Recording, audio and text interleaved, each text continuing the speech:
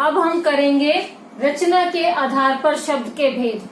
ठीक है, पहला हमने किया उत्पत्ति के आधार पर, अब हम कर रहे हैं रचना के आधार पर शब्द के कितने भेद होते हैं। देखो बेटा, मैंने पहले भी बताया कि रचना के आधार पर शब्द के 3 भेद होते हैं। कौन कौन से? रूढ़ शब्द, यौगिक शब्द और तीसरा योग रूढ़ शब्द। ठीक है, तो सबसे पहले आता है बेटा हमारा रूढ़ शब्द।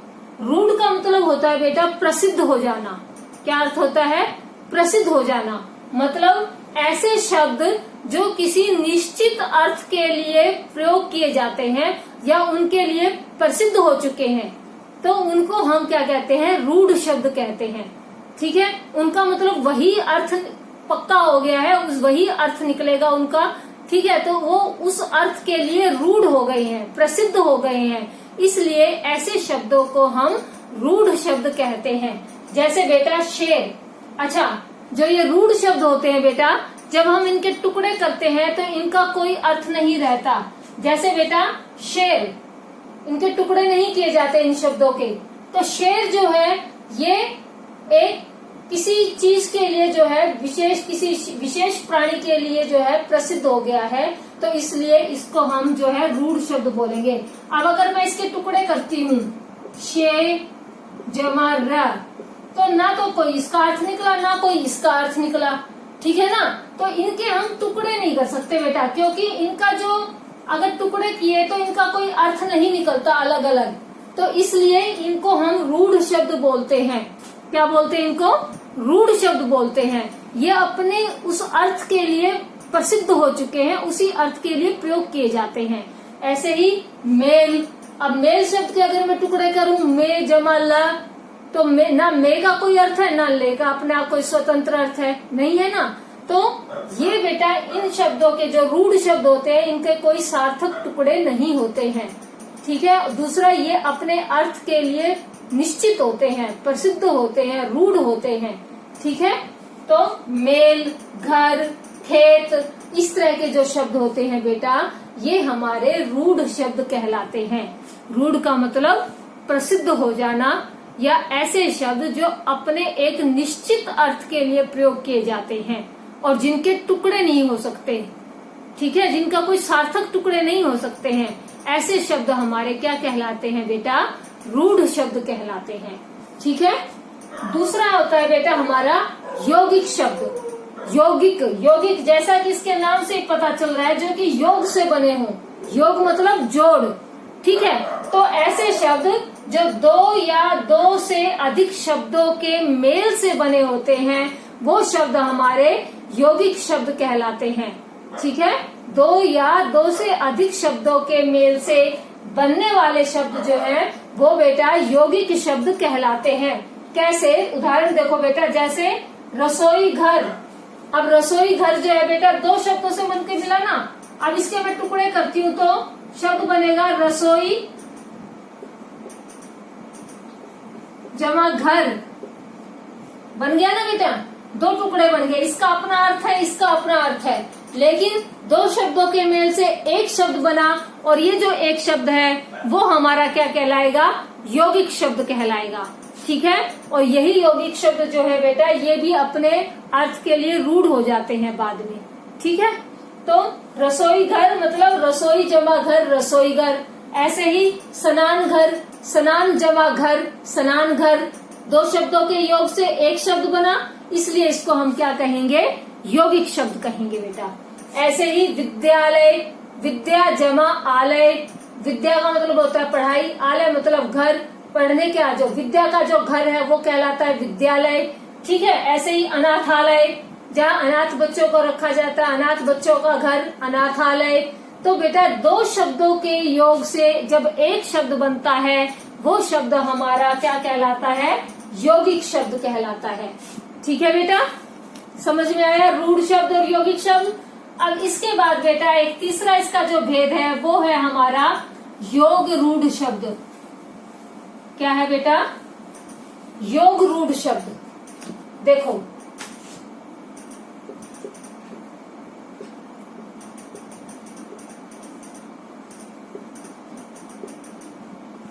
योग रूढ़ शब्द क्या होता है बेटा? देखो इसमें क्या होता है, दो या दो से अधिक शब्द का मेल होता है, लेकिन उनका जो अर्थ होता है वो कोई विशेष अर्थ होता है। ठीक है, दोनों शब्दों को मिलकर जो है किसी विशेष अर्थ को प्रकट करते हैं। ऐसे शब्द हमारे योग रूढ़ शब्द कहलाते हैं। कैसे बेटा, उदाहरण से समझो। जैसे बेटा हम बोलते हैं लंबोदर, लंबोदर किनका नाम है लंबोदर बेटा? भगवान गणेश जी का एक नाम है लंबोदर। ठीक है, अब इसके अंदर दो शब्द हैं। कैसा, कौन कौन से? लंबा जमा उदर। उदर का अर्थ होता है बेटा पेट। ठीक है, लंबा है उदर जिसका, लंबा है पेट जिसका, तो ऐसे भगवान गणेश जी। तो इन दो शब्दों ने मिलकर किसी तीसरे के बारे में बताया। ठीक है ना, तो बेटा ये दो शब्द मिलकर किसी तीसरे की विशेषता को प्रकट करते हैं, किसी तीसरे के बारे में बताते हैं। तो ऐसे शब्द बेटा हमारे क्या कहलाते हैं? योग रूढ़ शब्द कहलाते हैं। ऐसे ही शब्द है बेटा दशानन, दशानन। अब इसमें कौन कौन से दो शब्द मिले हुए हैं बेटा? दश जमा आनंद। दश मतलब 10, आनंद का मतलब होता है मुख। 10 है मुख जिसके, कौन? कौन? रावण। ठीक है ना, रावण के 10 मुख थे ना बेटा, तो उसको दशानन भी बोला जाता था। तो ये दो शब्द मिलकर किसी तीसरे की तरफ इशारा कर रहे हैं, तो ये हमारे क्या कहलाते हैं? योग रूढ़ शब्द कहलाते हैं। ठीक है बेटा, इसी तरह से इसके कई सारे उदाहरण हो सकते हैं बेटा। ऐसे ही एक शब्द है इसका नीलकंठ, नीलकंठ। अब इसमें दो शब्द है बेटा, नील, एक तो नील शब्द है, एक कंठ शब्द है। नील का अर्थ होता है नीला, कंठ का अर्थ होता है बेटा गला या कंठ। ठीक है, अब नीला है गला जिसका, किसको बोलते हैं बेटा? नीलकंठ। भगवान शंकर को, भगवान शंकर ने विषपान किया था जिससे उनका गर्दन जो है उनका जो गला है वो नीले रंग का हो गया था। उन्होंने यहीं पर उसको रोक लिया था, तो इसलिए भगवान शंकर का एक नाम है नीलकंठ। तो बेटा ये दो शब्द मिलकर किसी तीसरे के बारे में बता रहे हैं, तो ये बेटा हमारे क्या कहलाते हैं? योग रूढ़ शब्द कहलाते हैं। समझ में आया बेटा? रचना के आधार पर शब्द के 3 भेद होते हैं। पहला रूढ़ शब्द होता है। रूढ़ मतलब जो अपने किसी अर्थ के लिए प्रसिद्ध हो जाते हैं। ठीक है, जिनके टुकड़े नहीं हो सकते, सार्थक टुकड़े नहीं हो सकते। ठीक है, तो ऐसे शब्द जो हैं हमारे रूढ़ शब्द कहलाते हैं। उसके बाद दूसरा भेद है बेटा यौगिक शब्द। यौगिक का मतलब होता है दो या दो से अधिक शब्दों के मेल से जो बनते हैं वो हमारे यौगिक शब्द कहलाते हैं। जैसे रसोई घर, रसोई जमा घर, रसोई घर। ठीक है, पाठशाला, पाठ जमा शाला, पाठशाला। विद्यालय, विद्या जमा आलय, विद्यालय। ये सारे शब्द बेटा हमारे कौन से शब्द हैं? यौगिक शब्द हैं। ऐसे ही बेटा अब तीसरा जो इसका भेद है वो है योग रूढ़ शब्द। योग रूढ़ शब्द होते हैं बेटा जब दो या दो से अधिक शब्द मिलकर किसी तीसरे की विशेषता बताते हैं, किसी तीसरे के बारे में बताते हैं, तो वो हमारे कहलाते हैं बेटा कौन से शब्द? योग रूढ़ शब्द कहलाते हैं। जैसे नीलकंठ, नीला है कंठ जिसका, ऐसे भगवान शंकर। ठीक है, पीताम्बर, पीला है अंबर जिसका, कौन, किसको बोलते हैं पीताम्बर? भगवान विष्णु जी को बोलते हैं। दशानन, दश है आनंद जिसके, मतलब रावण। लंबोदर, लंबा है उदर जिनका, भगवान गणेश। तो बेटा देखो ये शब्द मिलकर किसी तीसरे के बारे में बता रहे हैं, तो ये हमारे क्या होंगे? योग रूढ़ शब्द होंगे। इतना समझ में आ गया बेटा? उत्पत्ति के आधार पर, उसके बाद रचना के आधार पर। अब हम इसका अगला भेद करेंगे बेटा। ठीक है बेटा, इसके बाद आते हैं हमारे प्रयोग के आधार पर शब्द के भेद। ठीक है, प्रयोग के आधार पर बेटा शब्द के दो भेद हैं, विकारी शब्द और अविकारी शब्द। कौन कौन से शब्द भेद है बेटा? एक तो है विकारी शब्द, दूसरा है अविकारी शब्द। अब ये क्या होते हैं इसके बारे में देखो बेटा। विकारी शब्द, विकारी मतलब इसके नाम से ही पता चल रहा है, जिसके अंदर विकार उत्पन्न हो जाए, जो बदल जाए। कैसे बदल जाए, कब बदल जाए? देखो बेटा, जिन शब्दों में लिंग, वचन, काल, कारक आदि के कारण जो है बदलाव आ जाता है, ऐसे शब्द जो है बेटा हमारे विकारी शब्द कहलाते हैं। अब लिंग देखो बेटा, जैसे लड़का, लड़की, बदल गया ना शब्द। वैसे ही देखो बेटा वचन, अब लड़का, लड़के, वचन के हिसाब से बदल गया, ठीक है ना, बदलाव आ गया शब्द के अंदर। ऐसे ही बेटा हमारे जो शब्द होते हैं, जैसे मैंने, मुझे, उसने, उसे, पढ़ा, पढ़ी। अब लड़का है तो पढ़ा हो गया, लड़की आ गया तो पढ़ी हो गया।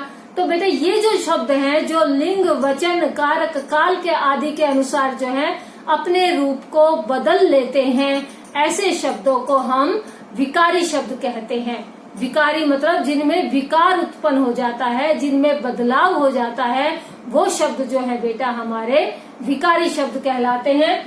जिन शब्दों में लिंग, वचन, कर्म, काल, कारक आदि के कारण बदलाव आ जाता है, ऐसे शब्द जो है बेटा विकारी शब्द कहलाते हैं।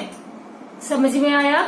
जैसे लड़का, लड़के, लड़की, लड़कियां, पढ़ा, पढ़ी, ठीक है ना।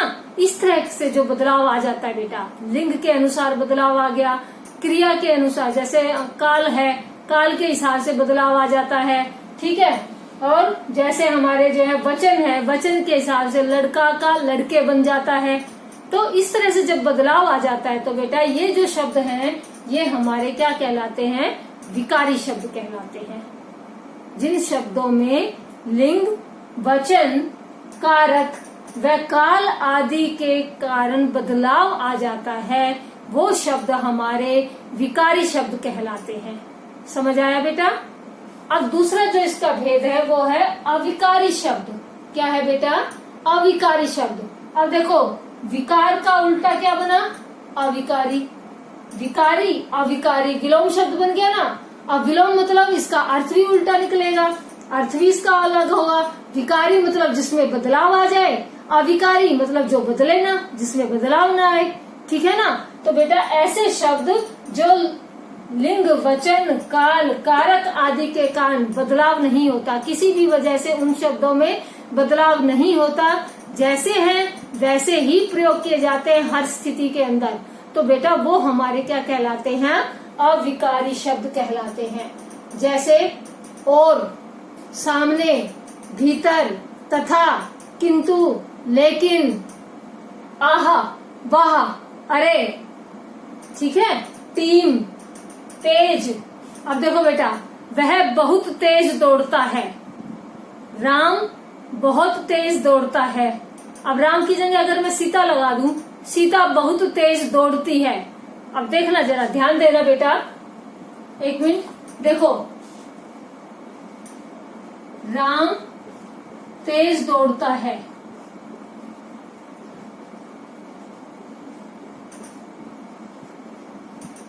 और ऐसे दूसरा उदाहरण है, सीता तेज दौड़ती है।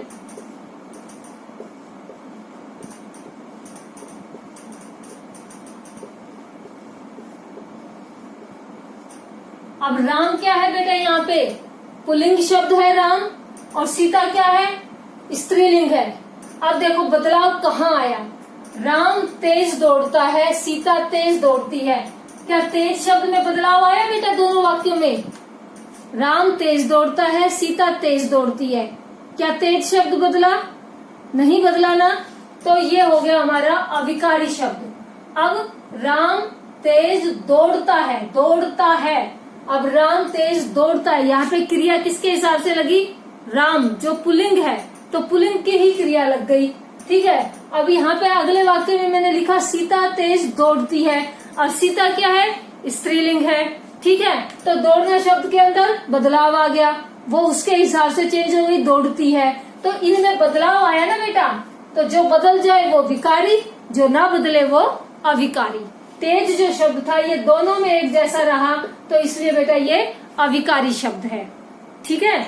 ऐसे ही लड़कियों की टीम ने मेडल जीता और लड़कों की टीम ने मेडल जीता, तो लड़कियों की भी टीम और लड़कों की भी टीम, टीम शब्द में कोई बदलाव नहीं आया ना बेटा, तो ये शब्द भी जो है हमारा अविकारी शब्द हो गया। ठीक है ना बेटा। तो इस तरह से बेटा जिन शब्दों के अंदर विकार उत्पन्न नहीं होता है वो शब्द हमारे अविकारी शब्द कहलाते हैं। क्या कहलाते हैं बेटा? अविकारी शब्द कहलाते हैं। इसके कुछ उदाहरण मैंने आपके सामने दिए, और, सामने, भीतर, सुबह, रोज, तेज, टीम, जिसमें आदि बोधक जितने भी शब्द होते हैं, आ, वाह, अरे, हाय, ये वाले जो शब्द होते हैं, अब, कब, कौन, कहाँ, क्या, लेकिन, ये इस तरह के जो शब्द होते हैं बेटा, ये हमारे अविकारी शब्द कहलाते हैं। जब आप बड़ी क्लास में हो जाओगे तो इनको काफी डिटेल में पढ़ोगे। ठीक है बेटा। तो अभी आपके लिए जो है इतना ही बहुत है, अभी आप इतना ही समझे, सिर्फ इनका मतलब पता होना चाहिए। विकारी मतलब जिसमें विकार उत्पन्न हो जाए। विकार किस हिसाब से? लिंग, वचन, काल, कारक के हिसाब से जो शब्द अपने रूप को बदल लेते हैं वो हमारे विकारी शब्द कहलाते हैं। और जो शब्द किसी भी लिंग में, काल में, कारक में, इनमें जो अपने रूप को नहीं बदलते हैं वो हमारे अविकारी शब्द कहलाते हैं। समझ में आया बेटा? ठीक है बेटा। अब आगे जो है हम इसका आगे भेद करेंगे, एक भेद रह गया है, अब हम वो करेंगे।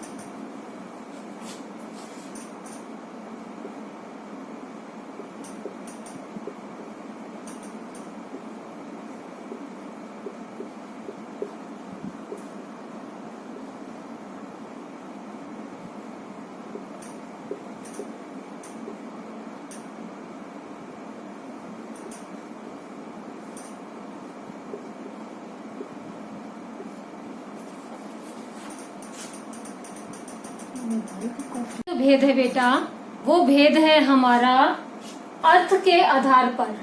मैंने बताया था कि अर्थ के आधार पर जो है बेटा ये 5 प्रकार के भेद होते हैं। कौन कौन से? सबसे पहले एकार्थी शब्द। एक अर्थी मतलब एक है अर्थ जिसका, ठीक है, एक अर्थ देते हो, सिर्फ एक ही अर्थ हो, ऐसे शब्दों को एकार्थी शब्द बोला जाता है। जैसे बेटा आदमी, अब आदमी जो शब्द है इसका एक ही अर्थ निकलता है।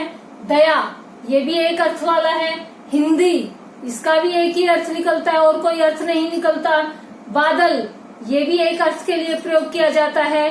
तो बेटा इस तरह के जो शब्द होते हैं ये हमारे एकार्थी शब्द कहलाते हैं। ठीक है, जब बड़ी क्लास में होगे तो इसको डिटेल में पढ़ोगे। अभी ये आपके उसमें है भी नहीं, मैं आपको फिर भी थोड़ा परिचय करवा देती हूँ इनके साथ। ठीक है, तो बेटा जिनका एक अर्थ निकले वो एकार्थी शब्द होते हैं। ठीक है, अब अगला जो भेद है बेटा वो है अनेकार्थी शब्द। अनेकार्थी, जैसा कि इसके नाम से पता चल रहा है, जिसके अनेक अर्थ निकलते हों ऐसे शब्द, उनको हम क्या बोलेंगे? अनेकार्थी शब्द बोलेंगे। जैसे शब्द है बेटा लाल, लाल शब्द है। अब लाल क्या होता है बेटा? लाल एक रंग भी होता है और लाल बेटे को भी बोलते हैं ना लाड में, मम्मी पापा आजा मेरे लाल, मेरा लाल कितना अच्छा है। तो इस तरह से बेटा तो लाल शब्द के अनेक अर्थ निकल रहे हैं, तो ये जो है अनेकार्थी शब्द है। ऐसे ही पत्र, अब पत्र किसको बोलते हैं? चिट्ठी को भी बोलते हैं, और पत्र का मतलब पत्ता भी होता है, तो इसके अनेक अर्थ निकल रहे हैं। तो ये अनेकार्थी शब्द है। ऐसे ही आम, आम एक फल भी होता है, और आम मामूली, आम आदमी, आम सी बात है, मामूली सी बात है, तो उसमें भी हम इसका प्रयोग करते हैं। तो बेटा इस तरह से ऐसे जो शब्द होते हैं जिनके अनेक अर्थ निकलते हैं वो हमारे अनेकार्थी शब्द कहलाते हैं। समझ में आया बेटा? उसके बाद है समरूप भिन्नार्थक शब्द। अब नाम देखो, समरूप मतलब जिनका रूप तो एक जैसा सा दिखाई देता है, लेकिन भिन्नार्थक शब्द, लेकिन उनके अर्थ भिन्न होते हैं, देखने में एक जैसे दिखाई देते हैं। जैसे सुत और सूत, सुत छोटे ऊ की मात्रा, सूत बड़े ऊ की मात्रा, देखने में एक जैसे लग रहे हैं ना, लेकिन दोनों का अर्थ अलग है। सुत बोलते हैं बेटा पुत्र को, बेटे को, और सूत होता है बेटा धागा, ठीक है, कच्चा धागा जो होता है सूत, उसको बोलते हैं। तो देखो दोनों देखने में एक जैसे समरूप हैं, लेकिन भिन्न अर्थक है, अर्थ भिन्न है दोनों के, तो इसलिए इनको समरूप भिन्नार्थक शब्द बोला जाता है। ऐसे ही दिन और दीन, दिन दीन, मात्रा का डिफरेंस है, देखने में एक जैसे हैं लेकिन अर्थ अलग अलग है। दिन मतलब दिवस, ठीक है, और दीन मतलब दरिद्र व्यक्ति, दीनहीन, दरिद्र व्यक्ति को बोला जाता है दीन। तो बेटा इस तरह से ऐसे जो शब्द होते हैं वो हमारे समरूप भिन्न अर्थक शब्द कहलाते हैं। ठीक है बेटा। अगला जो शब्द है बेटा वो है पर्यायवाची शब्द। अब पर्यायवाची शब्दों को समानार्थक शब्द भी बोला जाता है, जो समान अर्थ देते हों। जैसे बेटा अग्नि, अग्नि के पर्यायवाची क्या क्या हो जाएंगे? अनल, आग, पावक, ये सारे बेटा इसके पर्यायवाची हैं, इनके समान अर्थ निकलेंगे। ठीक है। ऐसे ही हम धरती जो है उसके हम बोलते हैं भू, वसुधा, इस तरह से बोलते हैं। ठीक है। ऐसे ही बादलों को क्या क्या बोलते हैं? मेघ, जलद, इस तरह से जो नाम होते हैं बेटा जिनके समान अर्थ निकलते हैं वो हमारे पर्यायवाची शब्द कहलाते हैं। ठीक है। ऐसे ही जैसे फूल, कुसुम, सुमन, तो ये फूल के पर्यायवाची हो गई। कमल का पर्यायवाची राजीव, जलज, ठीक है ना। तो इस तरह से बेटा ये पर्यायवाची या समानार्थक शब्द कहलाते हैं। उसके बाद है बेटा हमारे विलोम शब्द। विलोम का मतलब होता है जो जिनके उल्टे अर्थ होते हैं, उल्टा अर्थ देते हैं। जो जैसे सुखी है, सुखी का उल्टा अर्थ देने वाला शब्द क्या होगा? दुखी, दुखी होगा ना बेटा। ऐसे ही ऊपर, नीचे, सर्दी, गर्मी, जाड़ा, क्या आएगा जाड़े का? बताओ। जाड़ा, गर्म। ऐसे ही बेटा विलोम जो शब्द होते हैं वो मतलब उल्टे अर्थ देने वाले शब्द, तो वो हमारे विलोम शब्द कहलाते हैं। ठीक है बेटा, समझ में आया? तो बेटा ये था हमारा आज का विषय शब्द विचार। हमने पढ़ा शब्द के 4 भेद। पहले तो शब्द किसे कहते हैं? वर्णों के सार्थक समूह को शब्द कहा जाता है। शब्द के 4 आधार पर भेद पढ़े, उत्पत्ति के आधार पर, रचना के आधार पर, प्रयोग के आधार पर, अर्थ के आधार पर। फिर हमने उत्पत्ति के आधार पर तत्सम, तद्भव, देशज, विदेशी और संकर शब्द पढ़े। उसके बाद हमने पढ़े विकारी और अविकारी शब्द। ठीक है। प्रयोग के आधार पर उसके बाद हमने पढ़ा बेटा क्या?